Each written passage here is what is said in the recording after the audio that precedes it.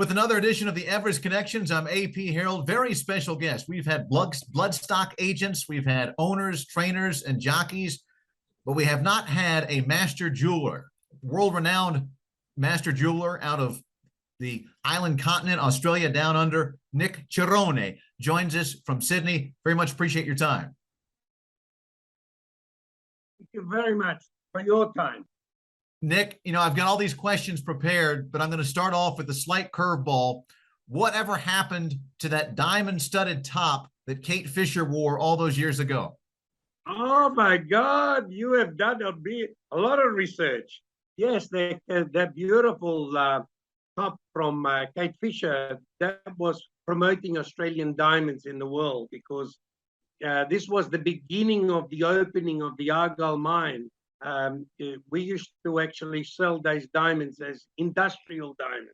And then we decided to say, look, these gems are so beautiful. I think we should get them cut and make it into jewelry, because, you know, they are very unique. I mean, the Australian continent is probably one of the oldest continents in the world. So that reflects into the silicon of the diamonds, which means that they would be the hardest diamonds in the world. And then we decided to have a beautiful woman like Kate Fisher, and she made the papers all over the world because of her bustier. That was a heck of a marketing plan, a genius stroke right there.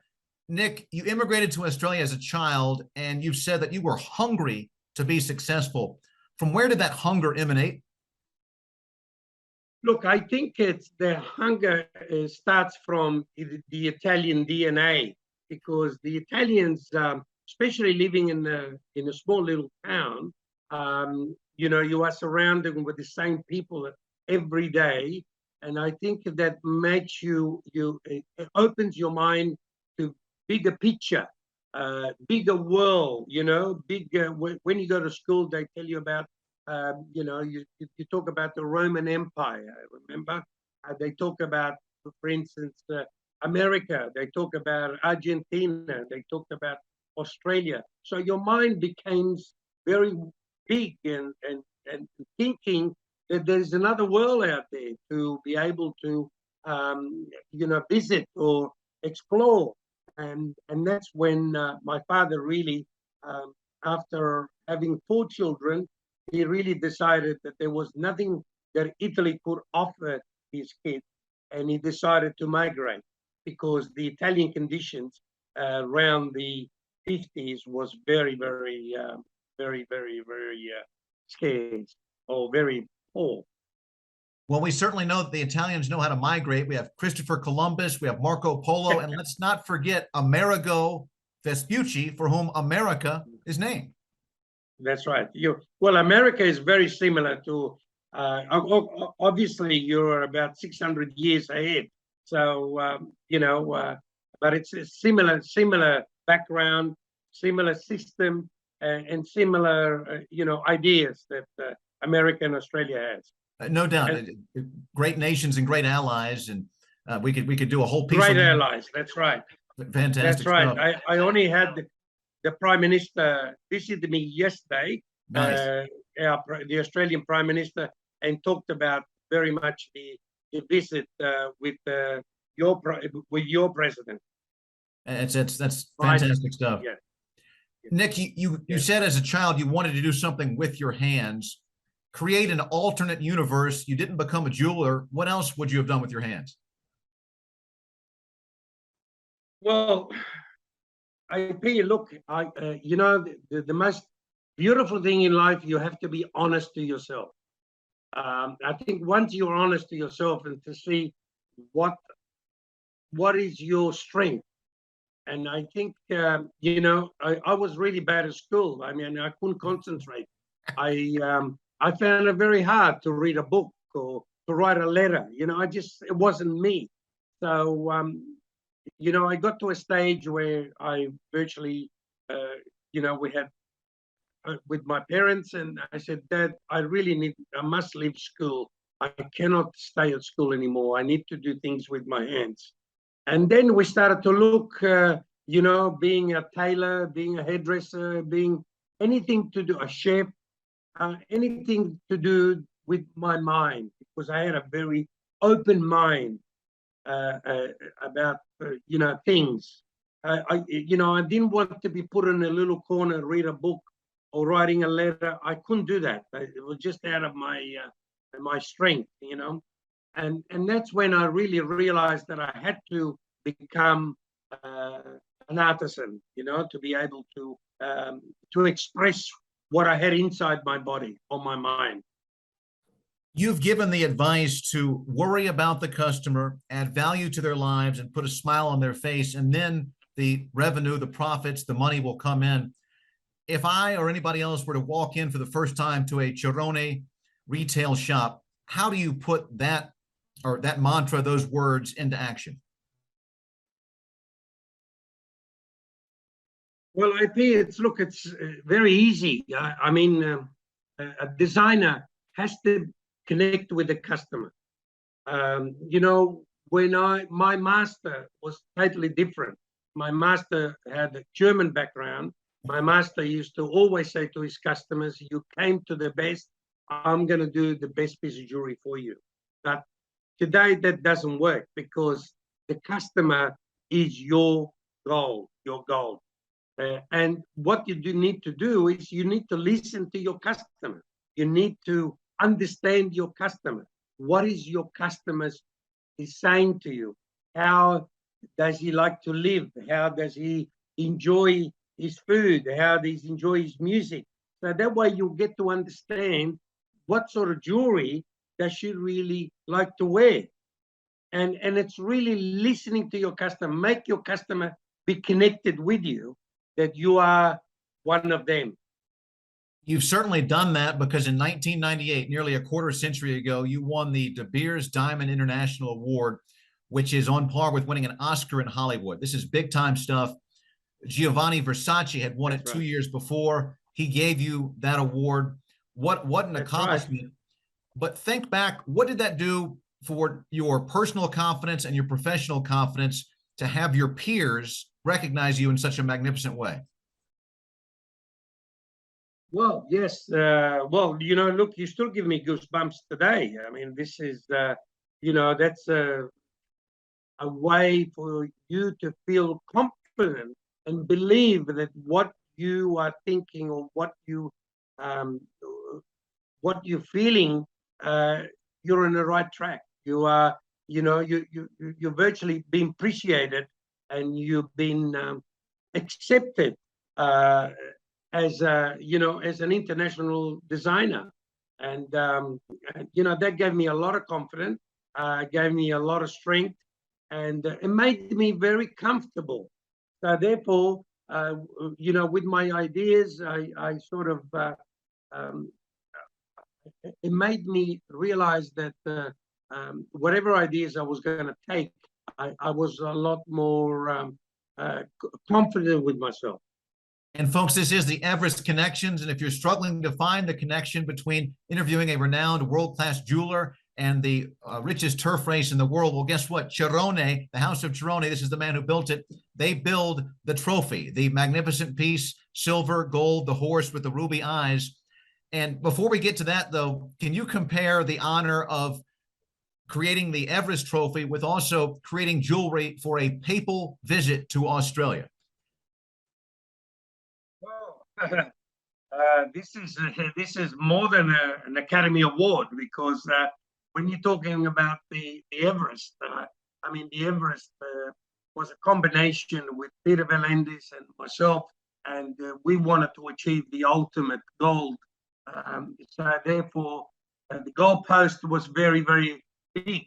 And so, we had to open our mind, and we had to, I did a lot of work with my staff. It wasn't just me, and it was a lot of team effort, a lot of backs and forward, because, with Peter V'landys was never good enough or was never big enough.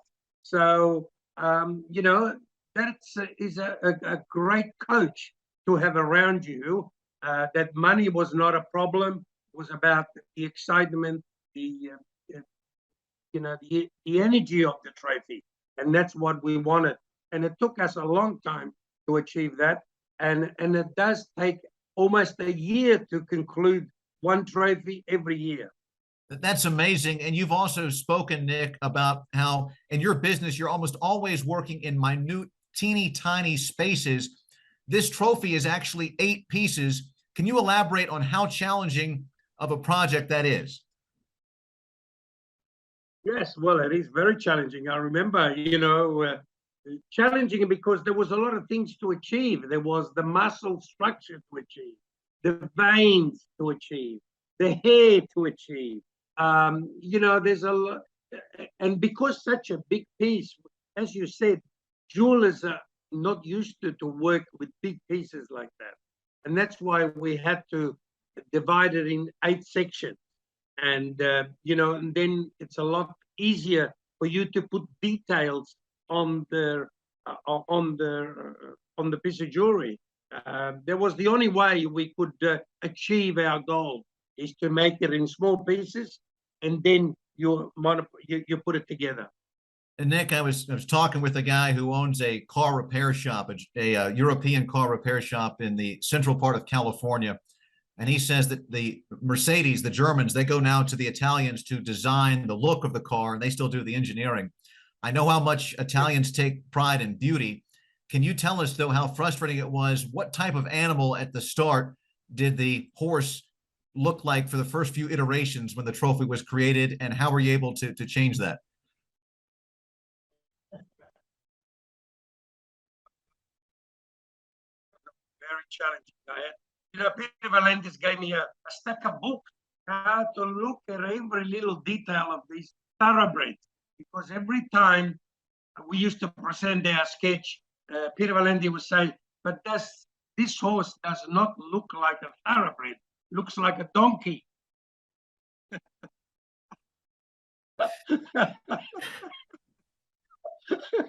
So you can imagine the frustration and the sweat and the tears that they had to overcome. Oh boy. What a challenge. You see what I mean? When you have a good coach, it's all about coaching, Well, absolutely. And I know we're laughing about this, but you've made the point that that it's true. It's reality. Right. It's reality. You've stated that in life, not just in jewelry making, but in anything, whether it's exercise or food or politics or whatever it is, if you're not pushed, nothing outside the box happens. Nothing happens. Absolutely. There's one of the most important, what we inherited in our workshop. We always say, no bullshit, please. or excrement from a donkey as well, right? It's right. Our guest is Nic Cerrone. He is the founder of the world famous Cerrone jewelry empire. How many retail shops do you have now down under? Oh, IP, look, I remember there was one stage my bank said to me, you can open shops all over the world if you want to, we'll back you up. But IP, for me, it's not owning 50 shops or 5 shops. For me, is to be able to create a piece of jewelry. That's what gives me satisfaction. And it's not about money. It's about creating that sexy piece of jewelry. When we think as a globe, as a race on the human planet, when we think of creating beauty and emotion, we think of Italy all throughout the ages. Yeah. How much pride do you take in the fact that when women will come up to this trophy on numerous occasions, they have cried tears of joy in awe of the beauty that you and your team have created? That is the best reward I ever received. I mean, that happened when I won the international award. When I finished the piece, there was all my staff and my family and my wife who had tears in the eyes. I said, well, this is a definite winner, because, when it brings emotion out, it means it's touching people's heart. And that's really what we live for. An artist only lives for that. It doesn't live for anything else. It's got to touch your heart. You've got to have that amazing feeling. That's what you call an Academy Award. It's got to give you that strength, that energy that touches you and it brings tears into your eyes. That's that's something you can't pay for that. You've discussed the great leader, Peter Valindes, who is your coach and pushing you for greatness in creating this trophy. What's it like to work with him beyond just the trophy? This is a guy who has created this race. He's also with the Yes. football team down there. This is a guy who gets leadership. It's got to be tremendously exciting for you, a couple of alpha dogs who are big dreamers and going for it to work in conjunction to achieve even more success. Well, yes, I'm very proud. Look, he's not an easy man, but I'm fortunate because my master was German and he was a very difficult man. I got treated, it was the worst times of my life. The 5 years that I spent it with him was the worst time of my life. I mean, there was tears and sweat. And, he used to say, well, can't you see it's not balance and not proportion? I didn't understand what balance proportion was, and it took me years to understand that there's emotional feeling that you have to put into jewelry. It's not just filing a piece of gold and you make a piece of jewelry. You got to give it expression. You got to give her waves. You got to give her, the piece of jewelry has got to talk to you. It's got to make you cry. You know what I mean? Because it gives you enjoyment. Nic, I was going to ask you the question 50 years in, what's next or how long are you going to do it? But talking to you, it's obvious this is not a job. It's not a career. It's your passion. It's your life. How fun is it to wake up every day and be excited about what you're doing, bringing so much joy and value to people? Well, hey, P, look, I get called all the time. When are you going to retire? I mean, retire? What is that? My enjoyment is to make people happy. And when they're happy, we're all happy. It's the same as with my staff. I always say to them every day, if you're not happy, I'm not happy. Let's find out what is the problem and resolve the problem. Because there's no problems out there. We make the problem. We create the problem. So my enjoyment is, I'm not tired of creating opportunities and a wonderful feeling for people and enjoy to celebrate that special occasion that they wanted to share it with a piece of jewelry. Speaking of special occasions and special jewelry, I assume you were at the first Everest, probably been to all of them. Can you recreate the joy that you took in seeing right there in person that trophy lifted and the joy on the owner and the trainer and the jockey's faces? I was there when they presented the, and can I say to you, not only my wife had tears in the eyes, but even the wives of the jockeys and the wives of the owners of the horses. There is an amazing feeling when you're at the racetrack and you see these people winning. They just cannot believe it because this trophy's got 8,000 diamonds. You know what I mean? It's not just a trophy. This is, it's an extravaganza. It's an amazing. It's history being created. We might say it's an Australia extravaganza. You take so much pride in layering extra bits of culture and nuance into the Australian narrative worldwide. You joke that, hey, we're not just shrimp on the Barbie, just like America's not hamburgers and hot dogs. Just like Italy is not just spaghetti and meatballs. There's more depth there, and that's going to be such a lifetime achievement award in your adopted homeland. Good man. That's exactly what I would say. It's true. Australia is full of opportunities, and we are very lucky to be in this country. I adore this country because I was very fortunate to be born in Italy. Italy gave me the foundation, the roots, but this is where the tree grew. And this is where everything happened here. So it's a wonderful country, Australia. Absolutely. I was very blessed to my parents to migrate to Australia. And Nic, I understand that you know where the best Italian food is in Australia, and it's not necessarily in a restaurant. Well, you're invited at home. You know that. Your mother, Nic, your wife is going to cook it, or your mother's going to cook it for you. That's it. There you go. Nic, finally, for folks watching this, all points of the globe, be it Australia, Italy, the States, the Middle East, Asia, Africa, maybe it's a research scientist down in Antarctica, sell them on coming to Australia, partaking of all that the island continent has to offer, being part of the Sydney Spring Carnival and going to the Everest. Well, you know, I mean, the Everest now, it's becoming a very exciting part because, you know, it's not just the horse owners that are involved. There's a lot of young people who's involved. There's artisans, there's politicians, and it's a great day of meeting everybody in the same level.